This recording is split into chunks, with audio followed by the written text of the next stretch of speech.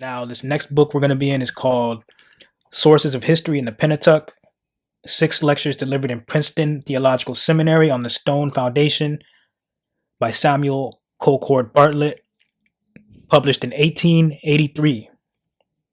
We're going to be on page 118. Zoom in. We're going to start right here.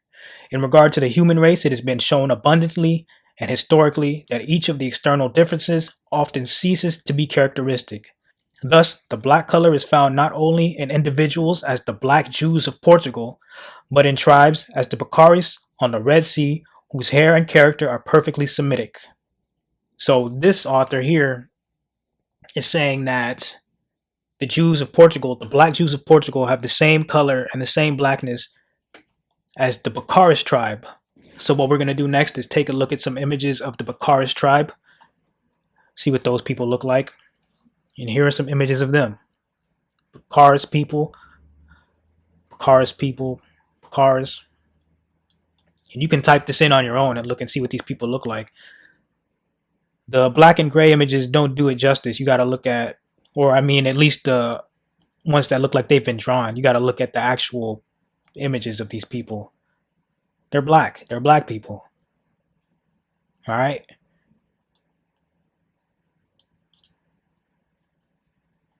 Here's another image of them. You can see they're clearly black.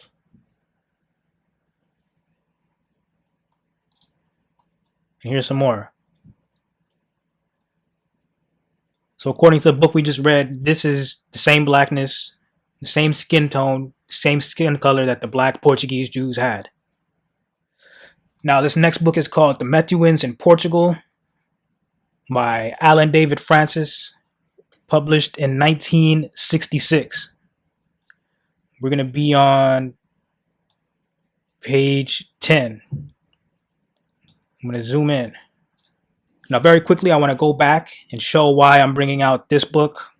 There's 2 reasons why, but first and foremost, in the book we just read, it says, thus the black color is found not only in individuals as the black Jews of Portugal, but in tribes as the Bicharis on the Red Sea. See how it says, thus the black color is found not only in individuals as the black Jews of Portugal. So when people see this, people who don't like this type of information coming out, like the 2 people I just showed in the previous screenshots, they'll cling to this word individuals. They'll say, see, it's only talking about a few people, a few black Jews in Portugal. It's not saying they were, okay, well, this next book is going to clear it up. Like I said, we're on page 10 of the Methuens in Portugal. Let's start right here. However, many new Christians from the south were settled in central Portugal after the expulsion of the Moors, and Lisbon in its great colonial days due to its fresh exotic elements from Africa and the East. When it says new Christians, it's just talking about mainly Jews who converted to Christianity because they were being, forced to convert and persecuted. So keep that in mind.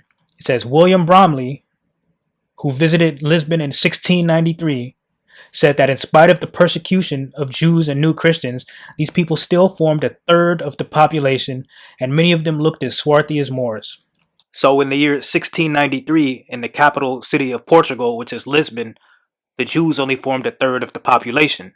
So in that previous source, when it says individuals such as the black Jews of Portugal, that's why, because they were just a third of the population.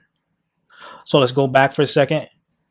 It says, thus, the black color is found not only in individuals. We just saw and cleared up why it's saying individuals. The Jews only made up a third of the population in the 1600s. In 1693, I believe it said. This book was written in the 1800s, the late 1800s. So that's 200 years later. Imagine how much less of the population they probably made up then. Thus, the black color is found not only in individuals as the black Jews of Portugal, but in tribes as the Bicharis on the Red Sea. Now you see how it says, but in tribes. If we use our common sense, like I said, the Jews only made up a third of the population, or like how the source that we read just said. So that's why it's saying individuals. Not everybody in Portugal was a Jew. And then it compares and contrasts to tribes. Tribes, in a tribe, everyone lives amongst each other. They're all part of the same tribe. So we can say that they're all black.